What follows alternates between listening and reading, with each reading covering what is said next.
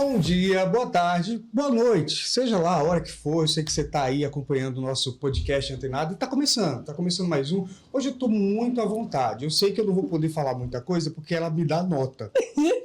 Ela é minha professora, além de tudo.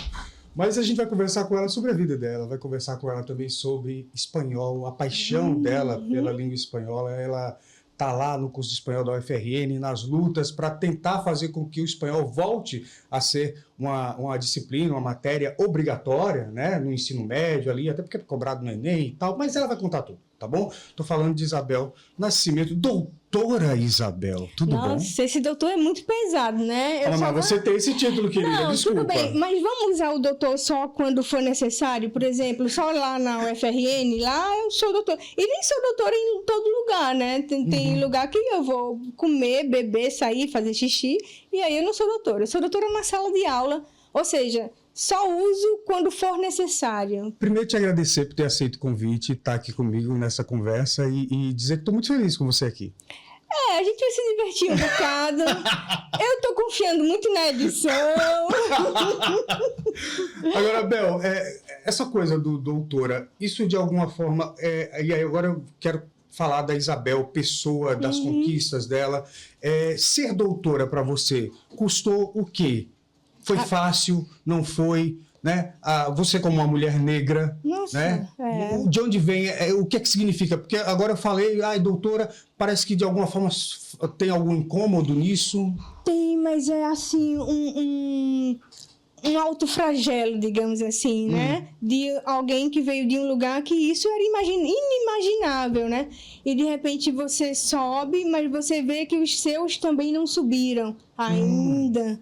Aí você se sente num lugar um pouco desconfortável, ao mesmo tempo que você quer se fazer modelo, né? E que lugar é esse de onde você veio? Fala um pouco da tua história. Nossa, eu vim de uma das favelas de Pernambuco, de Recife, exatamente, né? E com uma vida bem trabalhosa, né? Com aquele tipo de família que a gente ainda vê hoje, que tem filhos, mas não sabe muito bem como é ter filho, né? Porque hoje, devido a várias coisas que... Até com a idade, né, bicho? Melhor editar essa parte. Até com a idade, você entende que não dá para botar um filho no mundo por qualquer coisa, né? Assim, tipo... hoje eu tô muito a fim de sair com esse cara, então a gente... Não, porque... Né? Vamos combinar que é pelo menos 80 anos para frente, no mínimo, que você vai cuidar dessa criança? Sim. Criança mesmo, porque mesmo com 80 a gente cuida como criança, né? É assim, filho para sempre, né? Quem tem mãe sabe como é que é. Não tem como. Até hoje eu monitoro o que o meu filho almoça e ele tem 23 anos, entendeu? Então, eu acho que existia no olho de hoje, com o olhar de hoje, com a perspectiva de hoje, existia ou ainda existe uma certa... irresponsabilidade nessa quantidade de filhos. Agora, voltando para essa coisa que você disse que se sentia, ao mesmo tempo, representando essas pessoas num lugar de dei certo, mas você sente essa cobrança também ou esse romantismo que as pessoas fazem, no Brasil... Basta querer, é mérito, você consegue ascender. Foi fácil ascender e ser doutora Isabel, professora da UFRN? Nossa. Ou o que é que você enfrentou? E aí eu reforço, principalmente por ser uma mulher negra. Tá, você tá me fazendo lembrar coisas pesadíssimas. A ideia é essa, né? Vamos lá. Então, a gente vem aqui para se lascar, é isso mesmo. É isso. Enfim, isso é um peso que a gente traz e ao mesmo tempo que a gente... gosta de ter, mas tudo numa perspectiva de o quanto eu sou modelo para essa pessoa. E esse negócio de ser modelo é ruim porque você não se dá o direito de falhar. E isso custa muitas noites de sono. Muitas noites de sono. Quando eu chego em casa, eu refaço o meu dia. Eu digo o que foi que eu fiz e o que foi que eu errei. Se eu me dei bem em 99% e errei em 1%, é esse 1 que vai tirar o meu sono. Você se cobra muito? O tempo todo. E procuro no outro dia procurar aquela coisa para remendar e para não ter outra noite de insônia, né? Mas existe um filósofo pernambucano chamado Juninho Pernambucano, que é jogador da seleção brasileira, que ele diz Meu Deus, até o filósofo dela é pernambucano, mas é um jogador. Ai, né? por favor, são minhas referências, eu sou de outro país, né? Então, ele diz assim, olha, esse negócio de a gente, de que todo mundo tem 24 horas e tal, depende do ponto de partida. Vamos lá, governos, deem esse mesmo ponto de partida para todo mundo e depois cobre. É aquela coisa do conceito de equidade, né? Equidade não é a mesma coisa que tratar os iguais ali, mas cada um tem... Às vezes você tem que dar um banquinho maior para alguém que tá poder enxergar. Nossa, de que adianta eu tratar iguais pessoas que têm necessidades, possibilidades e condições totalmente diferentes? Por exemplo, vou tocar num ponto estranho, mas eu espero que não recortem minhas falas e não deixem fora de contexto. Jamais. Não, porque essa é o novo jeito de a gente se desculpar das coisas, né? A gente diz o negócio de... Tá editado. Vocês tiraram de contexto. Ok. Uhum. Toda essa parte de você refazer, né, uma vida inteira e tal, e depois pegar um cabo que não tem nenhuma condição de estar na universidade, botar uma cota, esse é o meu pé, né? Assim, tá, tem que entender tudo que eu quero dizer. Você pegar um aluno que não consegue passar na prova e colocar ele dentro da universidade por conta de uma cota, é injusto para a universidade e é injusto para o aluno. Porque esse aluno tende a não acompanhar. E ele tende a dizer que não consegue. E aí vem aquela minha raiva com a burrice, que é a burrice de eu tô na briga, de eu quero isso aí, me ensine. Você é um professor? Pois eu vou perguntar 500 vezes. Mas peraí, você não concorda com a cota? Eu tô querendo ser agora... Não concorda com a cota, é isso? Não desse jeito. Como que seria o ideal? A gente já tem tempo de não ter mais cota. De quando foram as cotas? Quando a cota foi instituída, fizeram o que na escola pública? Fizeram o que na escola pública? A gente vai passar o resto da nossa vida dando cotas? E o resto da nossa vida, a gente vai carregar os negros, essa história de, só passou por conta de cotas, até o resto da vida. Então, o ideal é o que todo mundo diz, isso não é nenhuma novidade. O ideal é deu cota por um tempo, porque aquelas pessoas já estavam ali, elas não podiam retroagir no tempo delas, né? Mas, ao mesmo tempo, o investimento na escola pública teria que ser pesadão, para em 20 anos esse menino não precisar de cotas para competir. Entendeu? Então, é mais ou menos o que se está fazendo hoje com escola de tempo integral, de essas coisas, né? Mas a escola de tempo integral já tem outros desvios, porque às vezes não tem a comida para o menino ficar o tempo integral.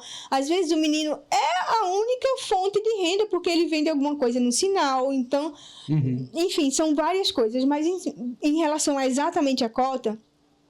Até agora, eu acho que a gente já passou do tempo de não ter mais cota, porque a gente deveria, no mesmo ano que a gente colocou a cota, a gente começar da primeira série. Agora, recentemente, segunda. inclusive, tanto a Câmara, né, quanto o Senado aprovaram um aumento na ampliação da lei de cotas para concurso público. Em vez de 20%, agora é 30%. Então, você acha que essas políticas são inócuas para garantir representatividade, espaço para a população negra, corrigir essa questão social dos negros? Demos ali a liberdade a eles mais 100 anos atrás, mas eles ainda não conseguem se encaixar no mercado de trabalho, se encaixar no ambiente escolar. Para a gente que já está aqui, que a gente não pode voltar para a 5ª série, 6ª série, eu acho que a cota deve estar. Mas para o aluno que está entrando na primeira série, quando ele tiver adulto, eu acho que não precisa mais. Entendi. Mas por que não precisa mais? Só se tiver um investimento lá. Gente, o professor da escola pública, para ensinar o cabo a ler, porque tudo passa por uma leitura crítica. Esse professor, ele está mal formado, ele tem 2 escolas, ele passa o dia todo com 35 meninos, às vezes tem auxiliar, às vezes não tem. Tem um menino que é autista, tem um menino que é isso, e não tem auxiliar para cuidar do professor. Às vezes tem, mas a gente vê pelas notícias que nem é todo mundo que tem. Então, para a gente que está aqui na Vibe, as cotas são necessárias para que a gente garanta a nossa família. né? Mas dizer que o seu filho que vai nascer o ano que vem, isso é uma previsão, porque você sabe que eu sou bruxa, né? Então, o seu filho que nasceu o ano que vem, ele tem que ter uma condição de escola suficiente para não precisar. Porque a ideia das cotas, inclusive, é isso. É uma política, mas ela deve ser temporária. Tem que ter um tempo determinado. Inclusive, assim, inicialmente a cota era para durar 10 anos, agora renovaram por mais 10 anos, né? Porque acham que não corrigiram. Mas eu concordo que o ideal é investir, mas enquanto isso não aparece, né? Não, pra gente não tem mais jeito. Pra gente tem que ter cota. Inclusive pra gente ser esses modelos que eu tô falando aí, né? Sim, do caba que cresceu, né? O ministro do STF, a médica que dá entrevista, o grande empresário negro e tal. Então, pra gente que tá agora, não tem chance, porque a gente não vai voltar para o ensino médio, porque a gente tem família para sustentar. Seguramente. Então, a gente não tem como isso. Mas tem que ter um investimento na educação, a gente não pode ter cota para sempre. Concordo. Você sofreu preconceito alguma vez na vida? Racismo? Hoje ainda não, porque eu vim direto para cá. Eu não queria rir, mas eu ri, porque foi irônico. Então, é uma constante? Não, mas hoje sim. Mas teve alguma coisa assim que te marcou muito na tua história? E aí eu falo também do ambiente acadêmico. O ambiente acadêmico é racista? Ô, gente, claro. Principalmente porque nós, a UFRN tem uma estrutura muito boa. Muito boa. Por conta do reitor da época do Reúne, que ele é um visionário. Vamos combinar que o Caba é bom. Ele é um visionário. Ele conseguiu colocar uma estrutura muito boa na UFRN. E hoje os professores têm salas. Né? Hoje os professores têm salas. E muita gente chega na minha sala procurando quem é a professora Isabel. Elas não chegam dizendo, você é a professora Isabel? Não. Elas chegam perguntando, cadê a professora Isabel? Olham para você? Porque lá na porta da minha sala tem escrito doutora Isabel. E eles não conseguem imaginar que doutor é aquela pessoa que está ali sentada, mesmo sendo uma sala de 2x3 e mesmo eu sendo a única pessoa que está trabalhando lá. Nossa. Tem gente que chega, olha... Como é que você se sente? Aí agora, tanto a doutora quanto a pessoa, Isabel. Passei por fases, né? Eu sou uma mulher de fases. Passei por fases. Fiquei indignada logo. Por que não pode ser eu? Por que você tá... Né? Será que eu não mereço? Depois, posso entregar esse documento para a professora Isabel? Eu digo, pode. Deixa aí na mesa, quando ela chegar eu aviso. Essa é a melhor. Né? Aí, olha, porque assim, uma reunião agora, urgente, tá procurando a professora Isabel, onde é que eu acho ela? Eu digo, olha, eu sou a bolsista dela. Qual é a reunião? Você é uma atriz. Porque você chega de um jeito, né? Assim, aí diz, nossa, mas que resposta. Mas assim, se eu fosse uma pessoa branca sentada ali, você não acha que a pessoa ia perguntar, você é a professora Isabel? Em vez de perguntar, cadê a professora Isabel? Né? E isso tem muito também fora da UFRN. Isso tem muito em bancos, né? E é engraçado que quando a gente fala isso, algumas pessoas não conseguem enxergar e falam, é mimimi. Tá na moda de dizer, isso é mimimi. Não existe racismo. Eu tenho amigos, sabe? Essas coisas, parece que é meio enraizado na cultura, o que a gente chama de racismo estrutural. Tem outra história sobre racismo estrutural que eu vi, que eu disse, nossa, eu nem acredito que estão dizendo isso. Existe um conceito de racismo estrutural que é assim, se o teu governo não tem lei racista, o governo não o racismo não é estrutural. Deixa eu te dizer de novo, para ver se tu entende. Tu não entendeu? Você percebeu, né, que tu deu um nó aqui. Como é que é? O racismo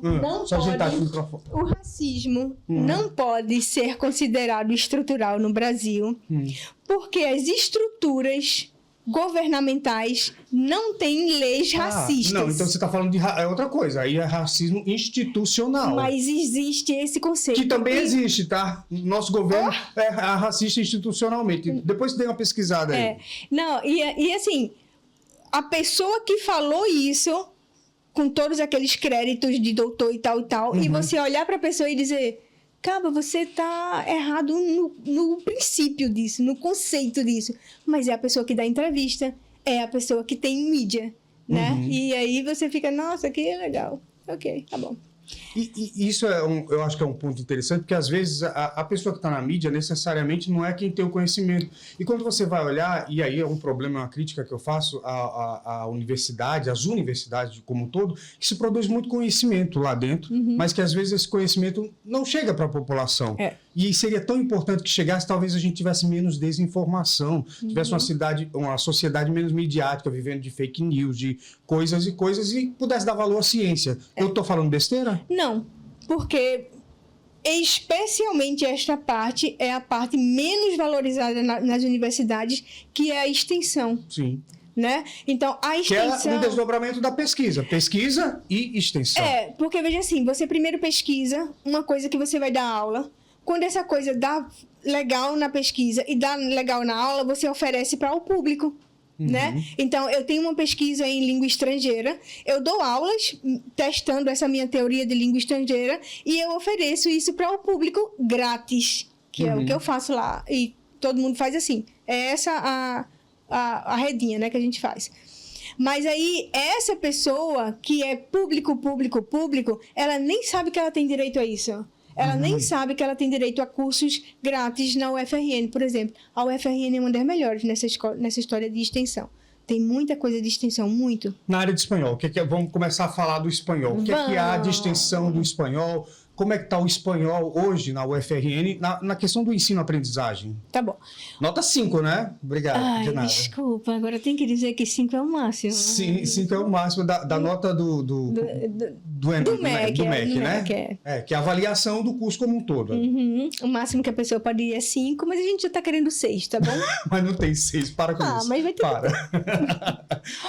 A gente foi muito bem avaliado, inclusive a gente até percebeu que os avaliadores estavam querendo procurar algum erro no nosso curso e não estavam achando, e aí o erro que eles colocaram foi que as coordenadoras trabalhavam demais.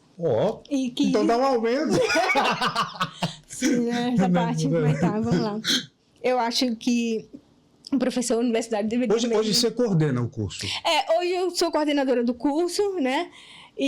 Curso Letras Espanhol da UFRN. Da UFRN, sou coordenadora do curso, por isso que a minha cara apareceu tanto aí nessa lei do espanhol, né? Mas vamos por partes, como Jack Stripador. Na parte de extensão mesmo da universidade, a UFRN oferece em espanhol hoje o isf.ufrn, propaganda, claro, não tem problema, no Instagram. E a gente mensalmente oferece curso de espanhol. Mensal, grátis.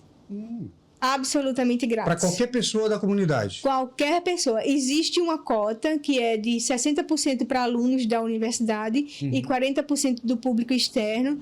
Quando essa cota da universidade não preenche, a gente coloca mais público externo. Porque o que a gente tem que mostrar, provar e dizer é que quem sustenta a universidade é o público externo, que paga o imposto lá. Quando todo mundo aqui paga imposto e faz com que uma formação de uma pessoa seja produzida a partir desse imposto todo, essa pessoa tem a obrigação de retornar esse investimento, né?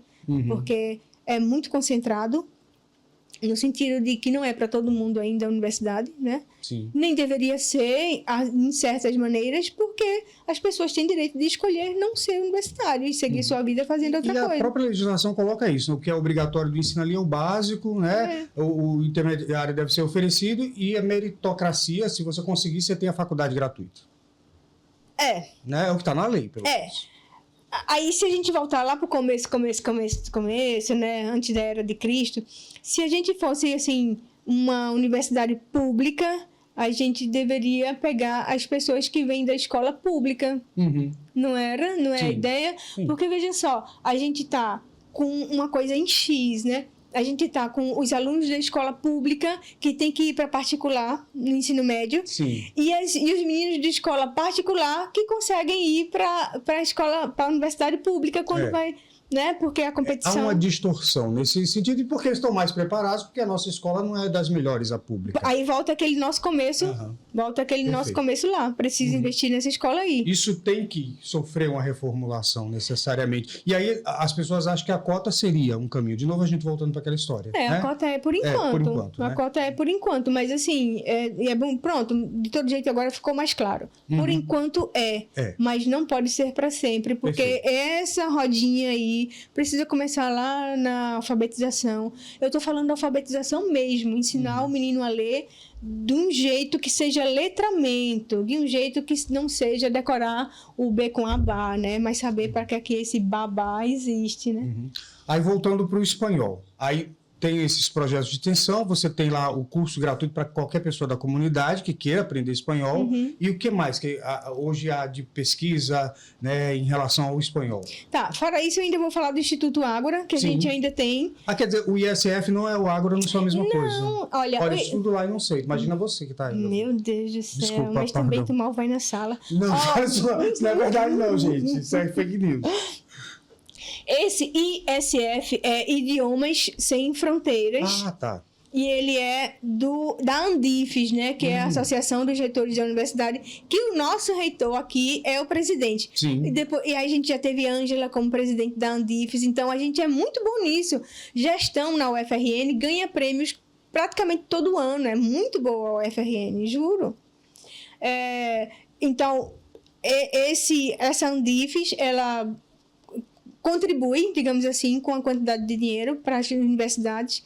E nas universidades tem um coordenador, né, administrativo, que vai dizer, olha, a gente precisa mais de espanhol, mais de inglês, mais de francês, e aí a gente contrata os bolsistas para fazerem que essas são aulas. alunos do próprio curso. Não qualquer aluno, viu? Só os top das galáxias.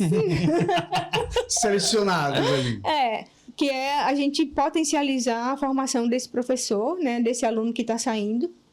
A gente pega lá os meninos 7º, 8º período, e aí quando chega, depois que eles passam por essa parte, eles vão para o Ágora, que é o negócio. E ainda recebe bolsa, né? Que também ajuda a manter o aluno ali no curso, porque tem um gasto, né? Invariavelmente. Então, nessa formação, aí você junta isso com outros programas. Você tem o PIBID, ainda tem aquele outro de formação do professor no finalzinho, quando tem depois do PIBID, tem um outro, não tem? Não, a gente tem uma sequenciazinha de... Primeiro, olha, a pessoa... Que é o PEG meia também agora, né? Tenho minhas críticas, mas vamos lá. O aluno interessado, por isso que eu vou voltar de novo nesse negócio do burro. O burro é o cara que não quer aprender. Não é o que não sabe, é o que não quer. Né, o que não quer. Então, eu tenho alunos no primeiro período no PIBID, ganhando bolsa. Primeiro período ganhando bolsa. Por quê? PIBID é o programa? Programa institucional de... deixa eu dizer de um jeito melhor. De impulsionador para o caba ser professor. Porque ele está em um curso de licenciatura. Que aí, eles, só para explicando, eles começam a dar aula, né? Ali, em escolas públicas. Não, a gente tem todo... Acompanha professores ali. A gente tem todo um passo a passo. Porque e recebe uma bolsa. A gente não coloca um aluno lá para dar aula se ele não sabe dar aula. Vamos combinar que no primeiro período não sabe. Mas aí ele já pega a estratégia, ele já lê os textos, ele já vai ter 5 teorias para ele escolher qual é.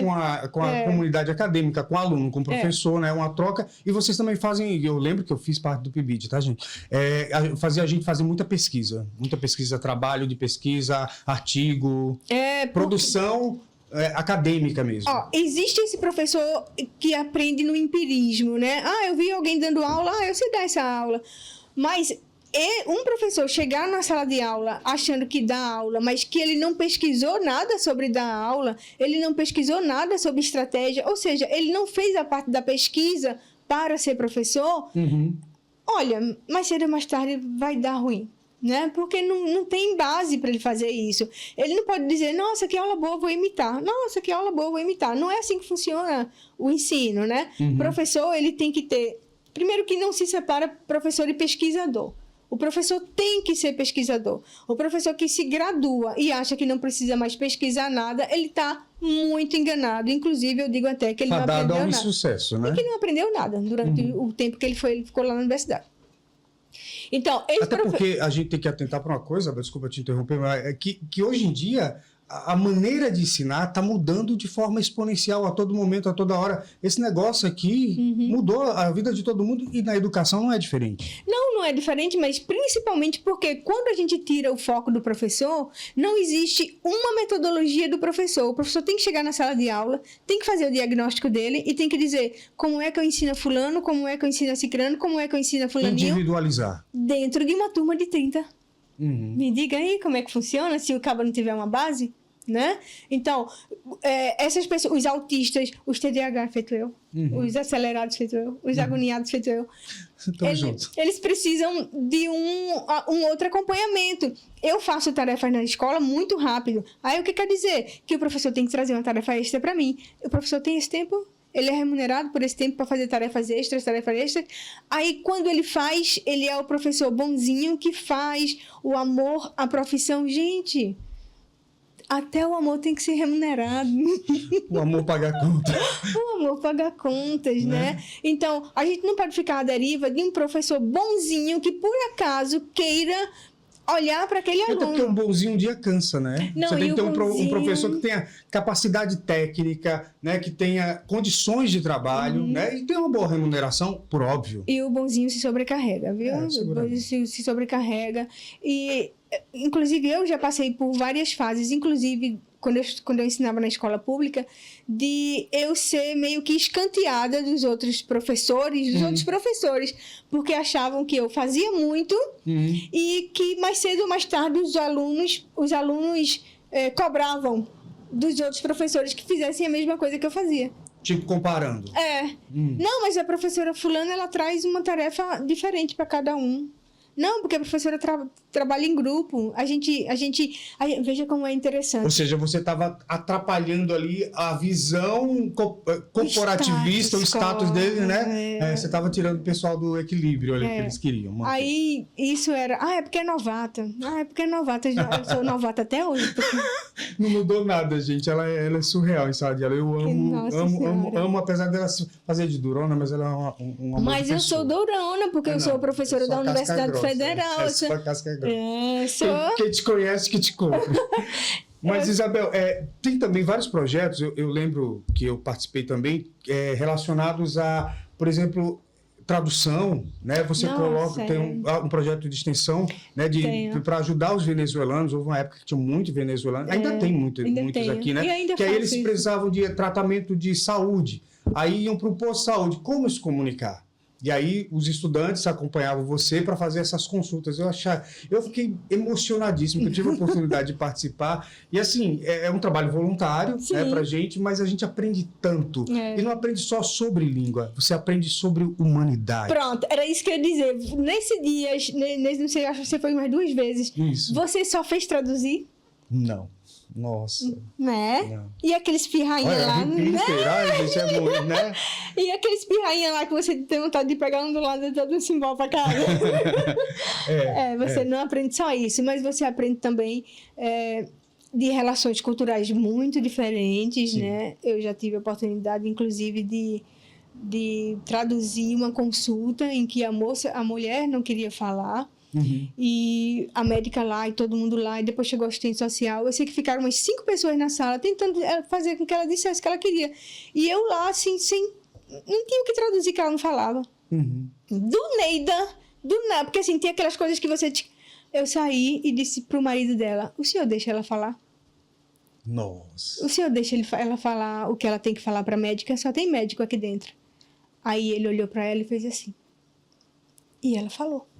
Ai, meu Deus, nossa. E ela falou. Agora, eu, feminista, chatíssima, tu acha que eu fui pra casa como nesse dia? Arrasada. Né? Arrasada. Mas pelo menos ela falou da doença dela e conseguiram os medicamentos e tal e tal. Mas é fácil ver isso? Não é fácil ver isso. Não. Mas é outra cultura, né? É outra cultura. A gente e a também gente não tem pode... que respeitar e tentar ajudar como pode, porque você também... Porque a gente não é parâmetro para nada. A gente não é para cada um que vive a sua vida, mas é muito legal. Eu acho que você sai com uma outra visão da necessidade da comunicação. Porque comunicar é isso, né?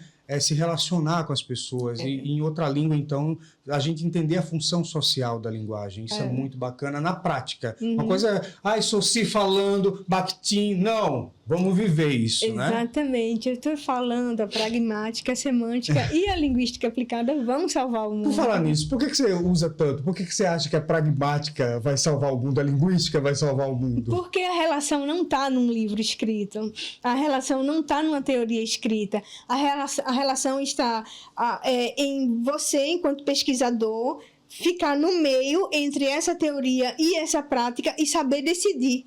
Saber decidir a partir de tudo que você leu, porque você tem que ter uma base de pesquisa teórica para fazer o que você faz. Você não pode fazer o que você quer, principalmente estando na universidade. Você não faz o que você quer, você faz o que você tem respaldo para fazer.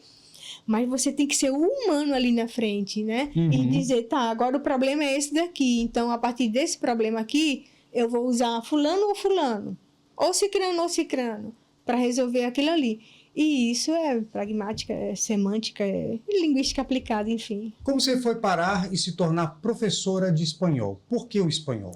Primeiro que era o inglês, porque Eita, ia falar na minha época. Mas fala. Esconde não a idade. Nos idos de 1900, antigamente, quando o Papa não era esse, nem o outro. Nem o outro e o outro. Só tinha inglês, né?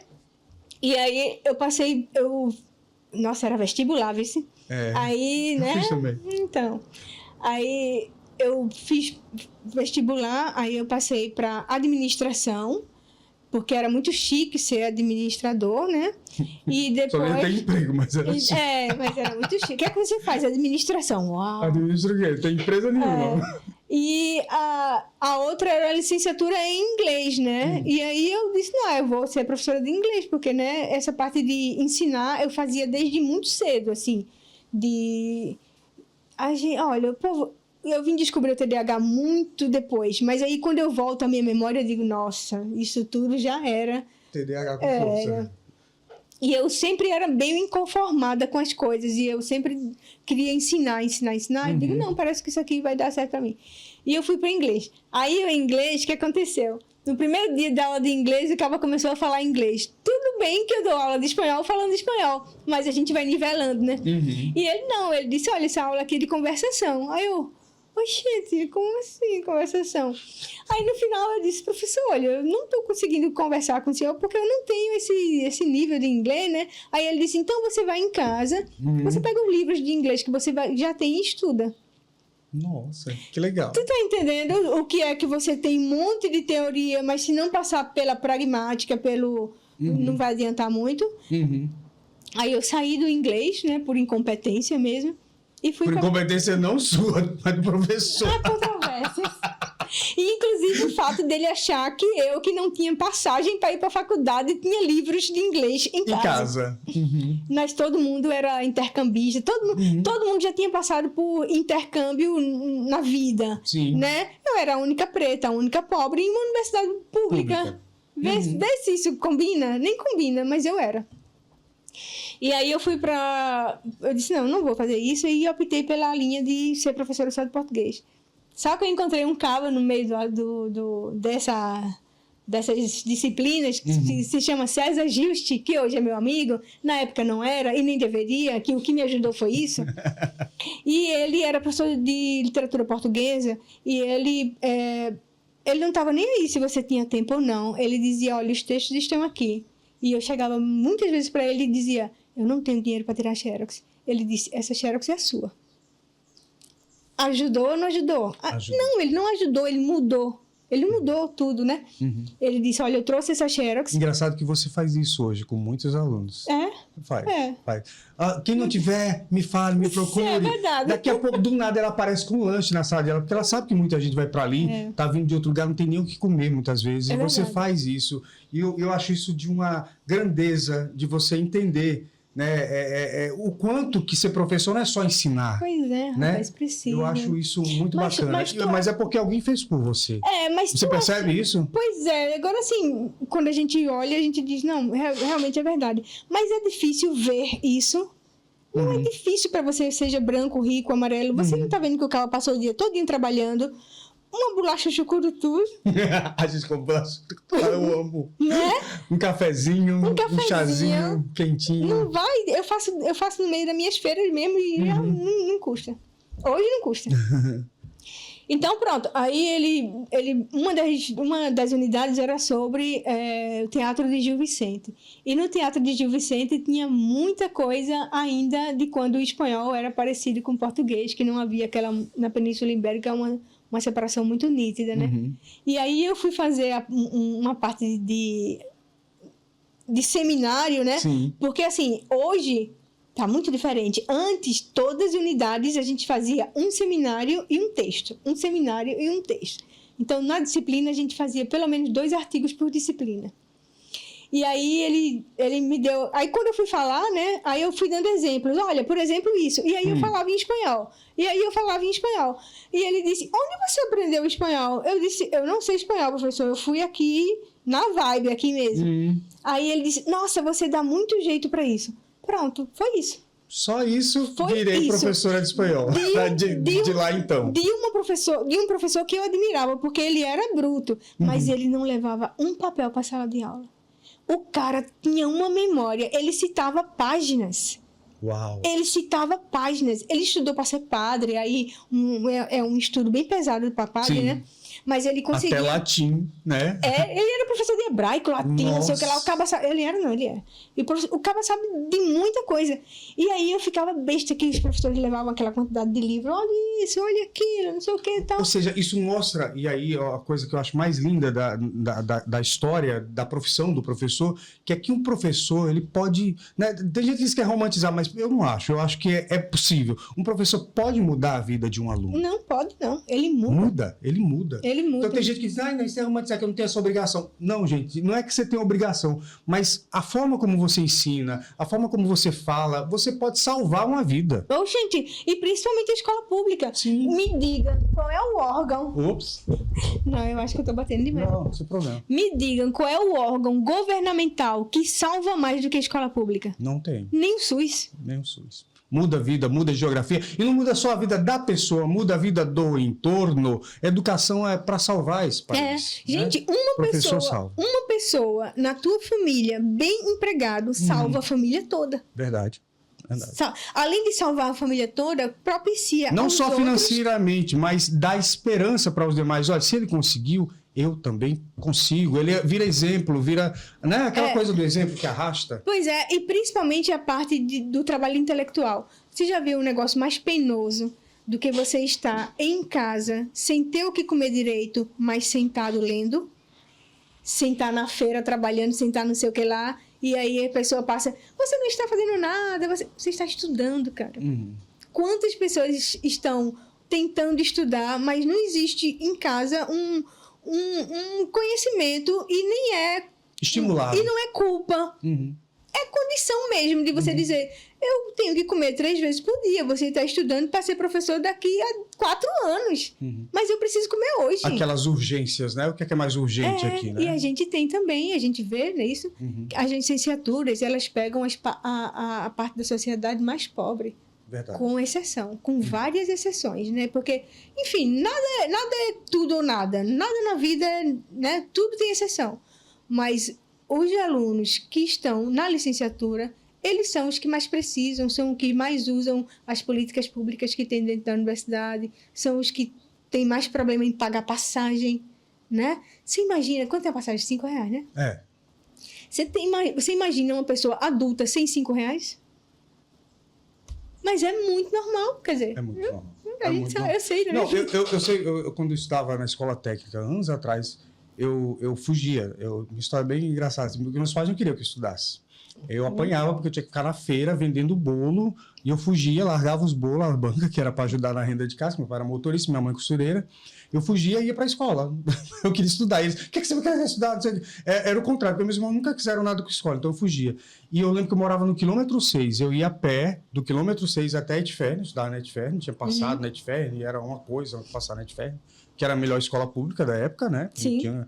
E eu a pé, com a bolsa, naquela época a gente carregava livros. Eu levava o livro da semana todinho. Acho que por isso eu estou todo empenado, porque eu dava com o livro do quilômetro 6, você sabe onde fica o quilômetro 6? Não. Ali depois da rodoviária. Sim, tá bom. Até o Midway. Eita, A pé. E voltava, porque eu não tinha dinheiro para passagem. Pronto, tá vendo? Isso é querer estudar. Pronto. Né? E hoje em dia as pessoas têm tantas facilidades, tantas possibilidades, e às vezes elas não conseguem enxergar isso. Uhum. É isso que me deixa, que entra naquela coisa da burrice, do não querer, né? A burrice é não querer.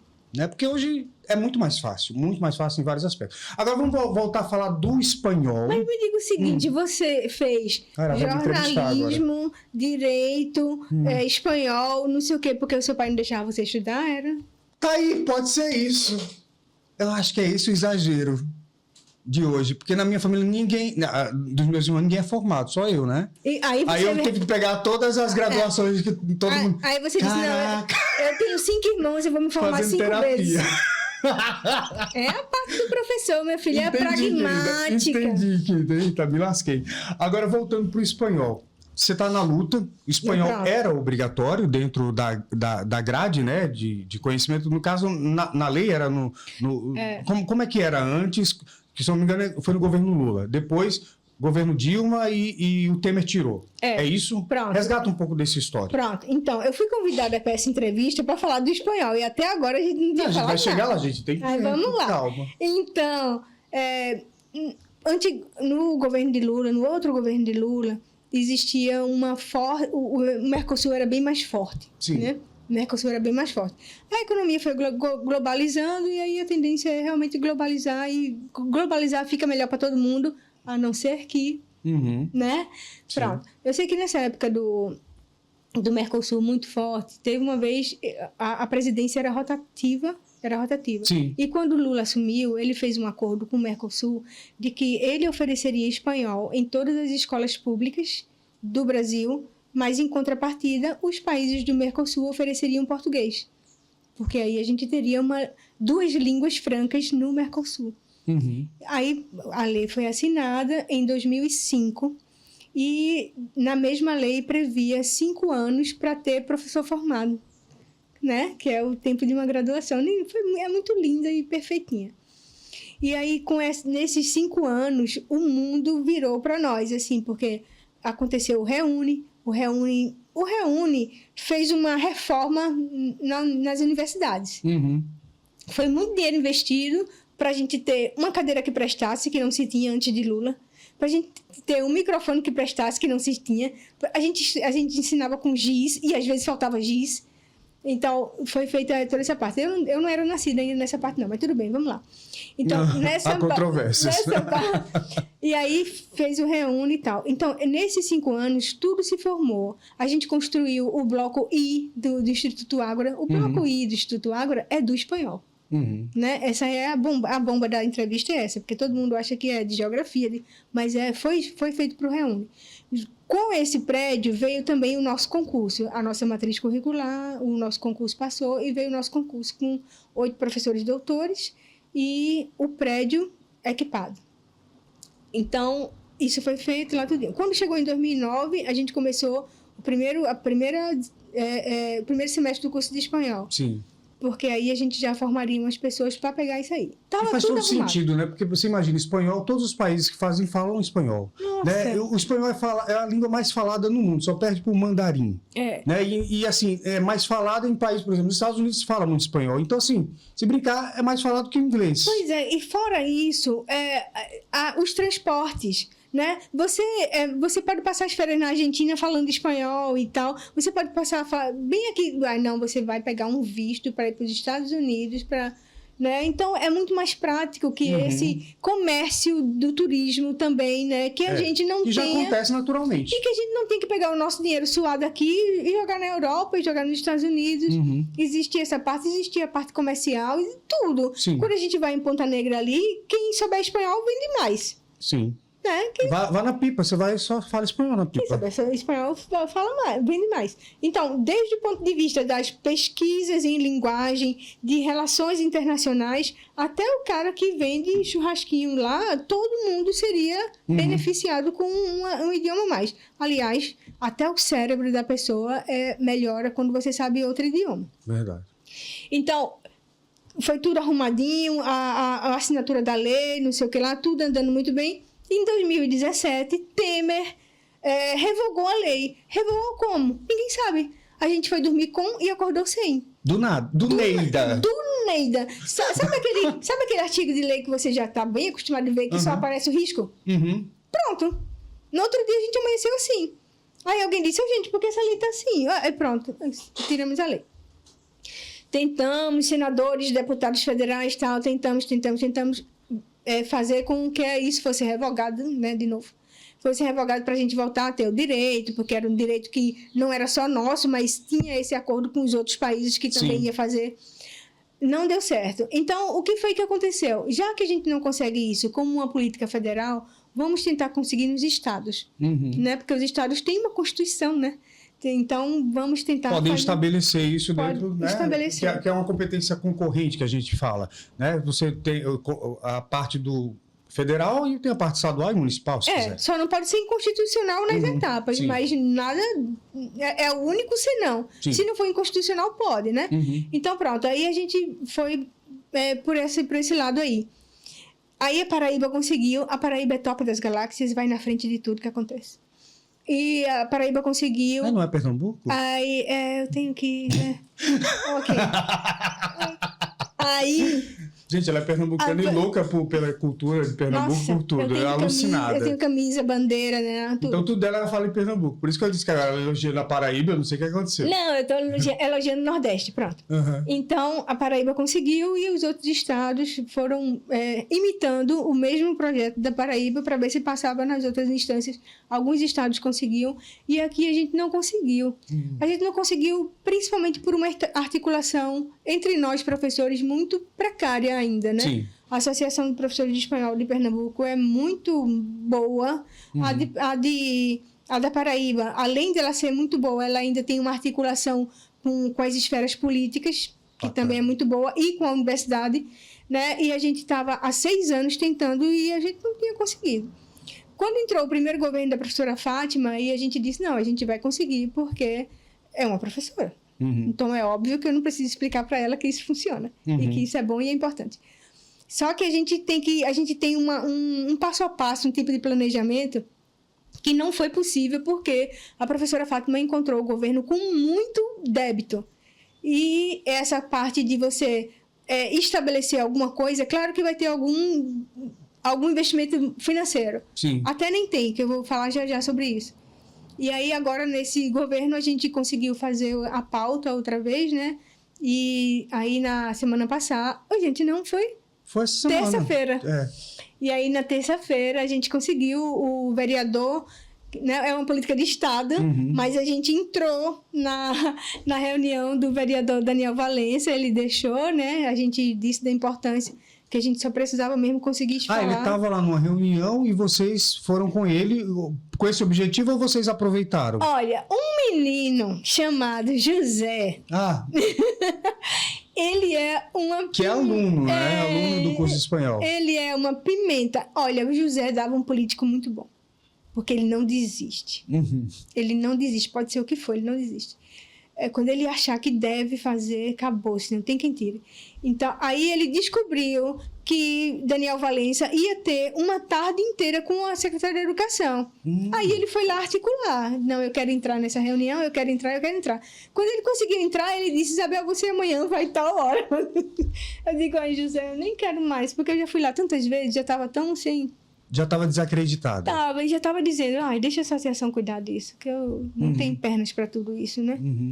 Então, aí ele insistiu, aí a assessora disse, olha, professora, vai ser a última pauta, mas a gente queria que a senhora fosse, porque senão não vai ter como só um aluno representar a senhora, né? Se bem que aquele José, ele representa todo mundo. Aí eu fui, assim, com... muito sem vontade, para dizer bem a verdade, achando que não ia dar em nada, porque a gente já tinha tentado tanto, né? E aí, quando eu cheguei lá, ela já estava sabendo, porque eu também articulei todo mundo, Francisco, Divaneide, nananã. Então, Francisco deputado, Divaneide também deputada. As assessorias, né? Fora Daniel, que já estava lá. Aí, quando eu cheguei lá, ela disse, já estou sabendo, né? Aí eu disse, pois é, professora, eu já tinha vindo aqui, porque na época... E o que é que diz essa lei, Isabel? O que é que ela trata? Ela diz que o espanhol vai ser oferecido em todas as escolas. E que o aluno se matricula nele se quiser. Mas que vai ter espanhol e inglês. Opcional. E o aluno, a escola é obrigada a oferecer. E o aluno pode optar. Então, a gente não está concorrendo com inglês. A gente não é Agora, melhor tem que inglês. professor para isso no estado? A gente tem 590 escolas e 506 professores. Antes, até o ano passado, a gente só tinha uma aula por semana por turma, dava demais. Agora a gente conseguiu aumentar, né? Foi a proposta do próprio governo, né? Conseguiu aumentar para 2 aulas de língua estrangeira, porque vamos combinar que uns 50 minutos por semana não dá para aprender nada. Nada. Aí conseguimos aumentar para as 2 horas. Aí o governo está com esse edital aberto do governo, tem previsão para professor de espanhol. Mas já saiu. Já saiu o resultado Pronto, final. já saiu. José ficou em segundo lugar, minha filha. Não, tá certíssimo. Brinque com ele. Brinque não. Aí pronto. Então, essa parte de concurso não vai ter ônus, porque o Estado nunca deixou de oferecer espanhol. Aí você diz, nossa, se ele nunca deixou de oferecer, o que foi que vocês foram fazer lá? A gente foi garantir... A continuidade. Porque senão... Se vier um doido daqui a pouco, como o Temer fez... Tira. Né? Então, garantir que aquilo... E aí agora esse projeto vai para a Assembleia, imagino. Pronto. Aí agora... A secretária de Educação disse que ia fazer. Eu disse, professora, nem precisa, que eu já trouxe pronta. Aí eu botei na frente dela assim, ela olhou. Eu disse, professora, é igual a da Paraíba. Quer dizer, se já foi aprovada lá, não tinha muito o que fazer. Aí ela mandou dar entrada. Aí agora a gente tá na fase... Não, só ela mandar já é o que a gente quer. Porque o resto, a gente vai atrás dos nossos deputados, a gente vai correr atrás também, né? E, nossa, qual é o deputado em sã consciência que vai votar contra a educação? Mas também, se votar, a gente vai expor. Não, Tô sabendo, né, deputados? Nós vamos expor em espanhol, em português, em todas as línguas. Não, faz sentido alguém ser contra um negócio desse? Não, nenhum sentido. Não faz sentido. Não tem ônus. Não vai sair um centavo a mais. Vai fazer com que o cara na escola tenha 2 opções de idioma. Ou ele quer inglês ou ele quer espanhol. Ele pode, inclusive, optar por inglês. E no Enem também a gente pode optar na prova, não é isso? Pode optar também. Né? Então, E é muito mais... Gente, falando sério, é muito mais fácil para a gente aprender espanhol do que aprender inglês. É a língua do mesmo tronco latino, vem do latim. Então, por aí já fica mais fácil. Inclusive, a gente aprende mais fácil espanhol. Aprende que tem mais os falsos fácil. Cognatos, tá? Não, mas não é só os falsos cognatos, mas são os acentos, os sotaques, variações e tal e tal. Mas, assim, a primeira coisa é ter a opção, né? Ter a opção. Não ter, eu tenho que fazer inglês ou eu tenho que fazer espanhol. Não vai ser assim na escola. A escola vai ter os 2. E isso não gera nenhum centavo de dinheiro para o Estado. Sim. Porque isso já funcionava. O Estado nunca deixou de oferecer espanhol. Mas a gente precisava da lei, porque o Estado estava fazendo, porque é uma professora. Né? Mas aí vai que acontece outra coisa. Aí a gente precisava da lei, né? Então, essa foi a parte que... Então, essa é uma grande vitória. Agora vamos ficar vigilantes e pressionar os deputados. Agora, mudando um pouco de assunto, Isabel, eu queria saber de você, o que é educação? A gente até, de alguma forma, falou um pouco sobre isso, mas o que representa a educação para você? Para a professora Isabel, para a pessoa Isabel também, o que é a educação para você? Olha, a educação, ela não é só a institucionalizada na escola, ela não é só isso, né? Existem várias pessoas extremamente educadas, inteligentes, desenroladas, que não têm grandes estudos formais, digamos assim, para a gente botar que a escola é formal, que às vezes nem é, mas tudo bem. Só para a gente poder explicar. Essa educação... Tá, vou começar do começo, senão eu me complico. Existe uma educação que é da sua família, né? A sua família vai lhe dar uma educação. Aprendizagem, você vai para a escola aprender coisas científicas. A escola é um braço de ciência. Conhecimento. De conhecimento científico, porque a gente tem um conhecimento que não é científico, né? Eu já vendi batata e cebola na feira e eu fazia cálculo de cabeça de trocos. Se não tivesse o dinheiro real, talvez eu não conseguisse fazer o cálculo. Sim. Então, essa vida real faz com que o seu cérebro funcione. E não é que ele funcione porque você quer, não. É porque você tem a necessidade. Precisa. Você precisa. Uhum. Então, essa aí é a educação, né? Nesse sentido, nesse conceito que eu estou falando. A escola, ela é responsável por conhecimentos científicos. Por que eu estou tentando fazer essa diferença? Uhum. Porque, senhor pai, senhora mãe, não é a professora que vai ensinar bons modos para o seu filho. Desculpa, eu vou repetir. Repita.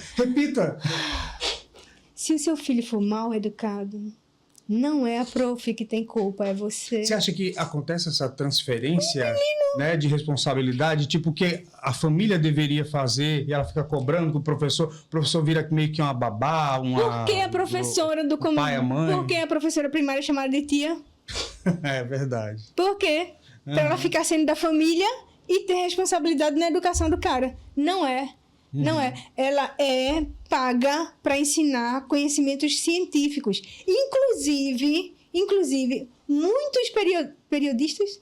Periodista é jornalista? Muitos jornalistas, como o senhor entrou em espanhol aqui no... Entrou em espanhol do Ney. Inclusive, muitos jornalistas, como o senhor, Sim. Quer dizer, jornalista igual o senhor, mas não que o senhor tenha feito isso, que dizem assim, professor em greve vai prejudicar muitos dos alunos. Mas qual é a obrigação que o professor tem de ensinar de graça? Essa obrigação não é do professor, não. A obrigação com esse ensino é do governo. O governo tem a obrigação, paga o professor e o professor vai lá prestar o serviço dele. Né? Abaixo esse negócio de tia, né? Que quando o cabo tá ocupado em casa, ele leva para casa da tia. É o que a gente tá fazendo com a escola, né? Então, o menino tem 1 ano de idade, eu tô ocupado, leva pra tia, leva pra tia da escola. Aí o menino fez xixi, fez cocô, tal, não sei o que lá, tal, e é a tia que limpa. Né? Porque às vezes tem auxiliar, às vezes não tem e tal, mas enfim. Mas se ele tá na escola, ele tem que limpar mesmo, mas enfim. Quando a gente olha para a educação no Brasil, claro que aqui a gente não vai conseguir esgotar, esse tema é muito complexo, mas se você pudesse escolher algo a ser feito para melhorar, para mudar, o que é que seria? Qual seria o caminho? Bilinguismo. E eu não estou falando porque eu sou professora de língua estrangeira, Sério não. mesmo? Você acha? Porque o cérebro ativa várias partes e diferentes partes para um cara que é bilíngue. Pois é, e é interessante isso quando a gente vai olhar os países que mais estão bem, né, nessa questão da educação, nas avaliações globais, normalmente são países em que os meninos falam 2, 3 línguas, né? E tipo, se você comparar China, Japão, que o ensino é muito bacana, tem um outro país, eu acho que é Escandinávia, eu não lembro, que a educação é super top lá, e são mecanismos distintos. Lá eles estudam menos tempo, né, e tem mais tempo para lazer nesse país europeu, que eu não lembro qual que é, eu não lembro. E o Japão já é aquele exagero de horas e horas, que os moleques até se matam de tanto estudar, literalmente, né, suicídios e tal. Aquela coisa que lá... Mas ambos têm desempenhos incríveis e todos eles têm essa coisa de falar várias línguas. Pois é. É nesse sentido? Mas principalmente por conta das teorias do bilinguismo. Olha, funciona mais ou menos assim. Eu tenho que aprender história, geografia, química, português, tudo na escola. O bilinguismo funciona em uma disciplina. Então, a disciplina de geografia vai ser em inglês. A disciplina de história vai ser em espanhol. A disciplina de, química vai ser em francês. E aí a pessoa vai usar aquele conhecimento da língua de forma mais prática. Pronto. Porque ele tem necessidade de aprender geografia. E faz sentido. E faz sentido. O cara não vai decorar a regra de gramática ali. Ele vai usar o idioma, claro que ele vai ter uma estrutura, claro que esse professor tem que ser muito bom. Sim. Né? Não, e aí o cara vai ter que sacar das 2 disciplinas, no mínimo, né? Mas aí volta para a formação dele. Quando ele estava na universidade, o que foi que ele aprendeu de língua estrangeira? Mesmo com tanta oferta, porque existe uma oferta muito grande, mas existe uma pressa em se formar. Que eu acho mais incrível. Quando a gente olha, por exemplo, o inglês, vamos comparar o inglês, que normalmente você entra na escola, você vê inglês desde a vida inteira e você, na hora de... não sai, não fala. Qual é o problema? Linguística prático, aplicada. Né? Não é prático, né? O problema é a linguística aplicada, meu querido, sabe por quê? Com uma aula de inglês por semana, o professor entra na sala, ele demora 5 minutos para os meninos se sentarem, e olha lá, ele tenta fazer alguma coisa que os meninos prestem atenção, ele faz chamada. Aí depois ele começa a abrir o livro, aí já está no tumulto, né? Porque assim, o tempo que o professor começou a fazer chamada, quando ele disse A de Antônio, Zefa, da letra Z, tava fazendo bagunça. E quando ele foi quando ele foi passando, aí a bagunça foi... Então, é difícil controlar isso. E depois, o que ele vai fazer lá? Ele vai colocar um verbo no quadro, um texto no quadro e vai tocar. Aí, essa parte sistemática foi feita, mas a parte pragmática não foi feita. E só a pragmática salva o mundo. Só a pragmática salva o mundo. Estamos nos encaminhando para os finalmente. Queria te agradecer mais uma vez. Obrigado pela conversa, super bacana. Sempre no final a gente tem a história daqui do nosso karaokê, porque eu acredito que o mundo quem canta seus males espanta. Você escolheu uma música de uma banda de rock pernambucano, é isso? Mas existe outro tipo de coisa boa no mundo que não... É muito barrista, meu Deus do céu. Agora dele achar que Vá pra lá, então, pra Pernambuco. A gente poderia falar nisso, né? Por que eu vim pra aqui, né? Por que você veio pra cá, Porque aproveitando? a cultura tem que ser espalhada. É muito presunçosa essa minha prof. Mas o que você traz de Pernambuco com você sempre? O que é que você sente saudade, por exemplo? Nossa, eu sinto muita saudade da parte cultural, porque não tem como, né? A gente mesmo com tudo que a gente diz que está errado em Pernambuco, Pernambuco ainda é um dos que mais preservam história, Sim. né? Tem traços muito marcantes da cultura própria, né? Da cultura própria e do casario e da coisa que você passa para o trabalho vendo. Eu acho lindo o jeito dos pernambucanos falarem. Nossa, como eu gosto daquele acento. Não é? Não é? E também eu faço questão disso. Eu disso. torço pelo esporte. Eu sou santa, meu filho. Nada de esporte. Mas tem essa parte, assim, de você ficar o tempo todo vigiando a nossa cultura. Dentro de um mundo globalizado é muito difícil, né? Sim. Muito difícil. Mesmo porque a cultura imediata é muito mais item de consumo, consumível. Sim. Do que uma cultura que você tem que ler, saber, entender, né? Se você olhar as canções dos Frevo Canção, nossa, cada uma conta uma história linda, maravilhosa e tal, mas será que a gente tá mesmo com esse tempo para ficar lá olhando? Né? Agora, essa banda que você escolheu para a música, fala um pouco sobre ela. Por que essa música, por que essa banda? Como é que chama a banda? O nome Hannah Gorick. Do jeito que ela fala o nome, eu procurando uma mulher, não tem nada a ver. É uma banda e é uma banda de rock. Que canta músicas do... Esse CD aí é Ao Seu, a Nosso Jeito. Ele é uma releitura ou uma recantatura. Gostei dessa palavra, recantatura. De algumas músicas de Alceu. O que é interessante é que às vezes é uma música bem conhecida de Alceu que você já botou na cabeça de um tempo, de um jeito, e depois que você escuta, você não consegue mais ativar a versão antiga. A memória do Alceu mais tradicional lá. Inclusive tem outras que se você não disser é Alceu, você diz, isso é Alceu? Aí, né? É bem legal. Ficou muito diferente. Eu nunca tinha ouvido. Né? Conheci pela primeira vez aqui e já gostei. Tanto eu quanto o Marcelo. Né, Marcelo? Gostou, né, Marcelo? Marcelo gostou. Marcelo gostou também, nosso produtor e editor aqui. Então vamos ouvir Hannah Gorick. Você vai cantar enquanto, porque eu não conheço. Tudo bem. Eu sei como é que eu vou cantar isso. Vamos lá. É rock and roll, hein? É rock pesado ainda. E os cabas são bonitos.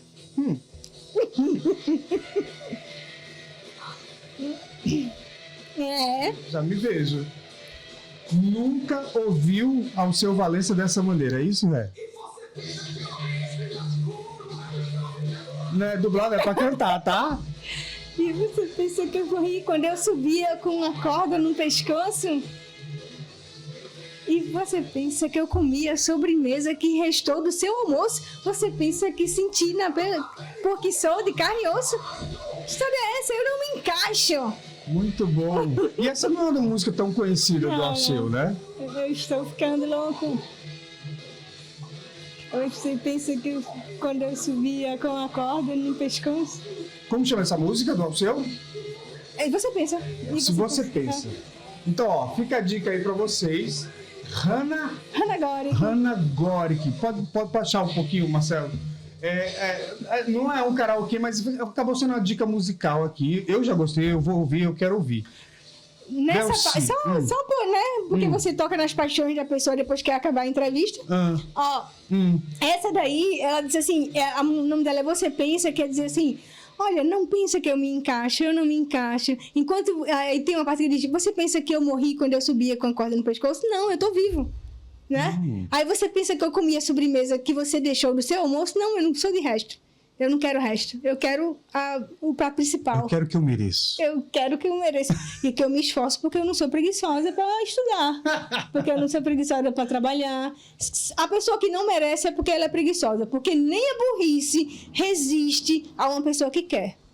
É verdade. É difícil ver se é uma pessoa que sabe o que quer e vai atrás. E por falar em pessoa que sabe o que quer e vai atrás, Bel, eu acho assim, que o que faz a gente ser singular, né, e todos nós somos de alguma forma, mas alguns parece que acabam sendo mais que outros, né, são exatamente essa vontade de fazer as coisas acontecerem. E você tem isso. Engraçado que você estava dizendo que, logo no início, que achava que essa cobrança de ser exemplo, né, para as pessoas, que isso às vezes te deixava angustiado. Eu acho que não deve deixar não, porque você faz isso com tanta naturalidade. E agradecer por saber que você é professora, por ter encontrado você pelo caminho, para admirá-la como professora, e agradecer por você ter vindo aqui, topado conversar com a gente, falar sobre você, sobre tudo que você representa. Muita gente que vai ver aí, muitos alunos que passaram, que tiveram essa marca de Isabel pelo caminho. Nem sempre. Eu sou muito radical. A gente sabe. E as pessoas... ame ou odeio. Pronto. E eles dizem isso. Olha, você vai ter uns haters aí, mas tudo bem, né? Enfim, a gente seja morno ou quente. Não, eu só preciso ser alguma coisa. Se a gente passar e ninguém te notar, aí você tá com um problema, né? Então, enfim. Essa parte do doutor, é porque eu acho que essas coisas têm que ser usadas no lugar certo. A pessoa não é doutor na fila do pão. A pessoa não é doutor no supermercado para passar na frente de todo mundo. Aquela coisa, sabe com quem você está falando, né? Isso não é legal. Eu acho que tem um meme bem interessante de você sabe com quem está falando? Aí o cara disse, não, quem é você? Aí ele disse, olha, eu sou filho de Maria, meu pai. Então, Porque às vezes as pessoas se dão muita importância, né? Com esses títulos. Mas veja só, sabem que é que eu sou doutora? Eu sou doutora em uma lexicologia muito específica entre inglês e português. Isso interessa a quem? Então, gente, você é doutor num negócio tão pequeno e você se acha tanta coisa, né? Então, esse doutorado é a sua capacidade de pesquisar e de colocar uma coisa nova nas teorias que já existem e tal. Mas ele é muito pequeno, ele é uma gotinha lá. Então, desse ponto de vista, tem muito doutor no mundo. Porque o mundo tem as pessoas que são especialistas em cada coisa, sem precisar desse título.